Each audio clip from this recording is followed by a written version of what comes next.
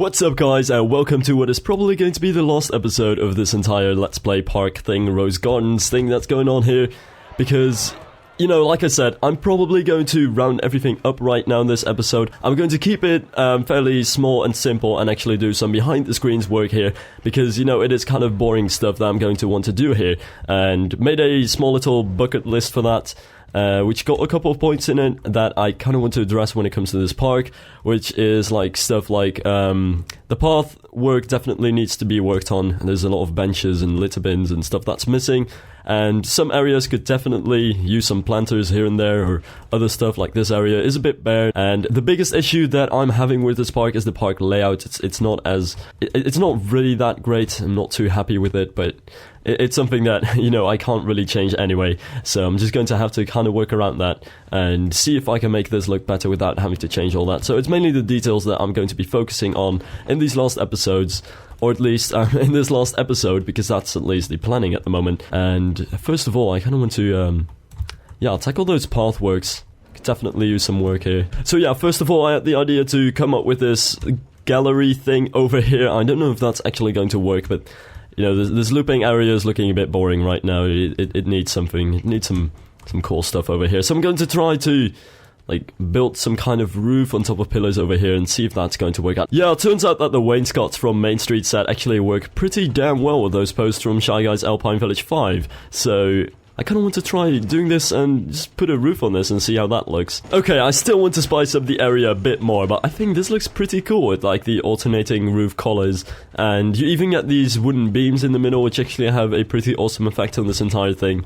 So looking at it from a distance, it's still a bit boring because there's nothing next to it, but you know, I think I'll work on that, and at least I'm going to add some, well, lampposts and stuff like that on the sides to definitely make this look a bit more awesome, so that's definitely going to work out. Never mind that though, I changed the color of this roof to something that seems to be more appropriate, something that's less out there, and just, you know, since this thing is just a side kind of thing and just to fill up the space which was kind of bare, I feel like just more like less contrasting colors would actually be better than the red I had before. But for some reason these walls over here are broken, so I kind of need to repair that real quick. So the next thing on my list is to go to my good old pal Weber and get one of his trunks and branches and stuff like that. And this might seem like a stupid idea, but it's something that people have been done for quite a while now, I think.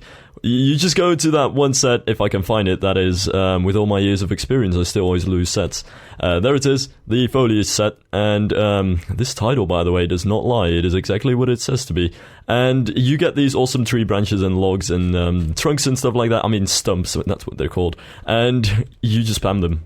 Or at least, don't spam them too much, but you know, this has been a thing for quite a while now, and people have always liked to spam these things, and I've always liked to just do what the rest of the community does, and well, no, that's not exactly what is happening right here. It's just something that you can throw on the ground, and things will look less boring.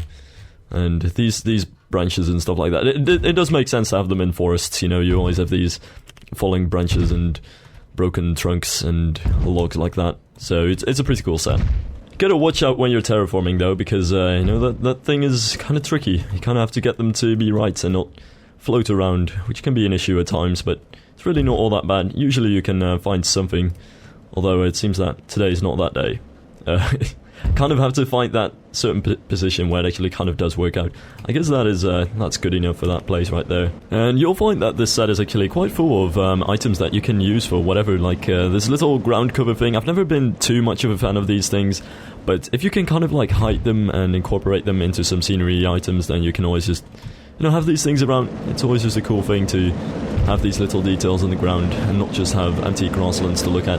Though this honestly only really works when you're in a foresty setting like this, because I wouldn't want to place all kinds of stuff like this if you're just, you know, in the middle of a theme park and you actually do have a neat little patch of grass.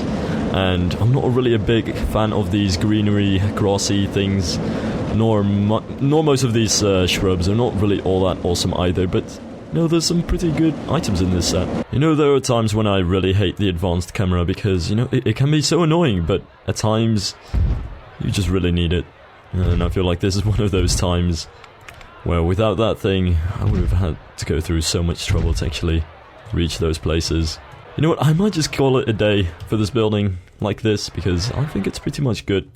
Pretty much good to go. Except for, of course, the pathwork. One of the few things on my to-do list right now. Oh, fuck past me. It says add path details everywhere. Okay then, let's see. A set called Matt's Lighting Set came out pretty recently, but so far I've seen mostly Matt using it, and it's a pretty damn awesome set, and, you know, this is... I think I actually like it more than Vodheen's lighting kit, which has been the to-go light set so far, but this set has some really awesome lamps in it, so you should definitely pick this up if you don't have it yet. Note to self though, if you're about to play something which is very close to something else with a really big hitbox, especially a flat ride, don't do it. This is always a problem. Can I like, this is... If I'm going to have to remove this flat ride, it is not going to be the first time I'm going to have to do that, simply because of this. I mean, this is a tiring process. I don't even know if at this point I can actually remove that thing. Well, no. Here we go.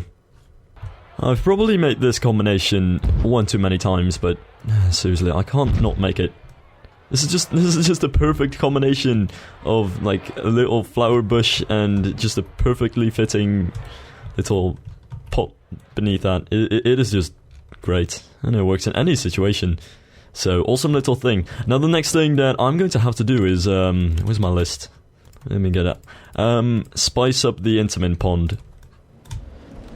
That makes perfect sense.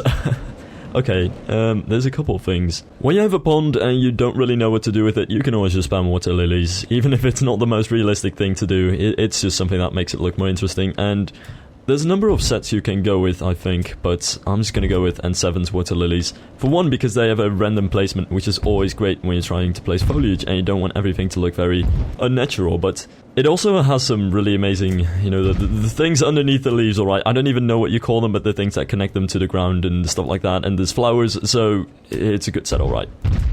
I really think there's nothing else to it. It's just placing water lilies, though in this case I would say that this texture, this little darker texture, does actually go better with this overall atmosphere that I'm going for than these, like, oh my god, stop doing that. Come on. I'll be right back. Okay, hold up as I'm trying to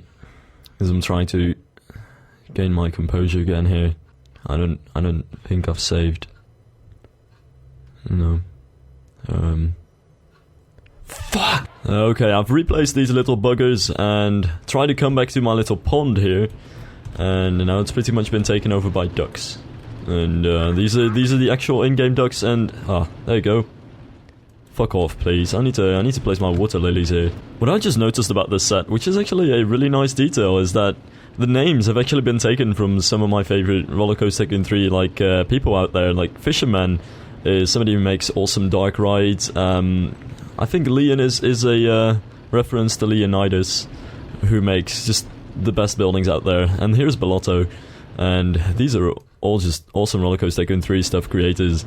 So that is really awesome. By the way, don't pay too much attention on my water lilies here. I am no expert on water lilies. I don't even know how these things actually work in real life, so I probably fucked up, like, the majority of them and placed way too many in one pond and like, not in the right way, but it's just one small pond. Hopefully this is going to be okay with a little fountain in it. Because, what's a pond within a fountain? I mean, what's a pond without a fountain? Ooh, that's pretty cool. Like, in and out are opposites, but within has nothing to do with without. And that's when trusty old Ralphie's fountain started crashing again. I'm fucking done with this. If there's any reason why I should probably stop doing this, it might be because of this, honestly. Yeah, this is the point where I realized that Ralphie's fountain set does not want to work today, and just keeps crashing on me. So I think, you know, with just getting these windows done and doing something in the backside of this building, the park is nearly finished. And this is going to be about it.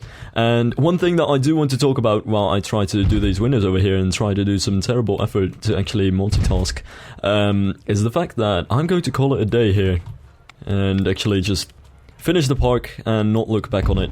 And you could argue that the park is not finished. There are probably a couple of details that I would actually, you know, improve upon if I would actually do that, if I would actually take the time to, you know, improve the park until I actually feel good about it. But then again, I don't know when a park is actually finished, and if you leave me to just keep adding details and keep changing things until I'm happy about it, you know, I might as well just lock myself up in my room forever with this park and never be done with this. So yeah, I think there is nothing I can really add to this park to make it substantially better. So this is really about the time when I finish this thing and get this over with and make the video and, you know, do something else in the game. Because truth be told, and I've probably said this before, but it's almost like I've worked on this park for too long. I wouldn't necessarily call that a problem. The only issue is that this park has the same general overarching theme throughout the same park. Still, it has some areas, some slightly differently themed areas, but, you know, you still get the drill. It's still kind of similar throughout the same park. And, you know, I'm almost getting tired of it, and there's loads of ideas I want to try for a new park, and maybe even making time lapses of other small projects. But first, I need to finish this, and also I have exams coming up pretty soon. So yeah, I'm sorry if I'm not uploading too many videos at the moment, but this is going to be it for a while. Also, and this goes without saying, I think we've once again proven that Ralphie's Arabian sets work with anything and any theme ever. And so it is that we say goodbye to Rose Gardens. I think this is pretty much it. I don't think I'll be doing any more work in any Let's Play episode on this particular park. I might add a couple of details before, you know, I start recording, but it's nothing really worth mentioning or showing. And that recording process is probably going to happen in a few weeks because I've got exams coming up. But maybe, just possibly, when I do have the time to do some small things, I will work and, you know, start on a new park. And I will, you know, keep going with the Let's Play in that new park before I actually upload the video of this, because this is going to take quite a while. Still want to work on my own music for it, and kind of want to try out some new techniques on actually editing this, and, you know, edit like a quote-unquote professional person for once, instead of just slapping all the things in Sony Vegas and then dropping my fist on the keyboard until something okay comes out. So, oh, there's some pretty good Disney merchandise there. Now, for all you fellas that actually do want to, like, see more of the park before that happens, we've got the flying coaster right here. It's looking cool and all. And, you know, it also does this little curve around this thing, which I'm not sure if I really wanted to do this in the end. You know, it looks cool, but it's somewhat of a fast little part of the ride. We're supposed to be a family ride, but it's actually quite intense for this type of ride. I do really like the station, though. There is the big invert, which is definitely way too long, but then again, that's what I like about it. And which also got a really weird station. I'm still not sure about this, but honestly, this just started out as a terrible station, and then I just started adding random shit until it looked okay. And that's how I ended up with this. And what else is there? The Intervent coaster, of course. You know, I wasn't sure about the towers, but I decided to keep them this way, because simplistic as they may be and weird as their design may be, this is just how the ride is in the end. I don't think any changing is going to significantly alter these things to the point where I like them more, because chances are if I start doing that, it'll just look like something completely different and not the spooky, weird, uncanny kind of thing that it was supposed to be. Also, this is probably my favorite restaurant I've built, at least in this park. You know, it's pretty simple and using somewhat common sets, but I don't know, it's pretty cute. And the last area, of course, which is like one big facade fest right here. Too bad you don't actually see too much of those facades and everything. But here's the carousel building, that too. So, here's the park. This is it. I'll see you all next time. In which, I don't know. Yeah, okay, I need to stop recording before I get too emotional, fuck this. In all seriousness though, this park has taken almost a year to build. Or was it more? It might actually have been more. Anyway, it's taken a very long time, and if I look at it right now, I'm just like, why did I take all that time just for this park? It doesn't even seem that big. And yes, those facades in the front right there are unfinished at the back. It's not like you actually see those things. But it's been pretty fun to build this park. And now that I can, I just kind of want to thank everyone for all their awesomeness. So, all the people on YouTube who have actually been following this park in the Let's Play and been leaving comments and likes and all that. I love you. And all the people on the forums who have actually responded to the threads and helped me just in general ways, not even related to this park. I love you too. And I'll see you all soon in a new park. And I have no idea what it's going to be yet. And I guess I'll just let my brain decide. But you'll see in due time.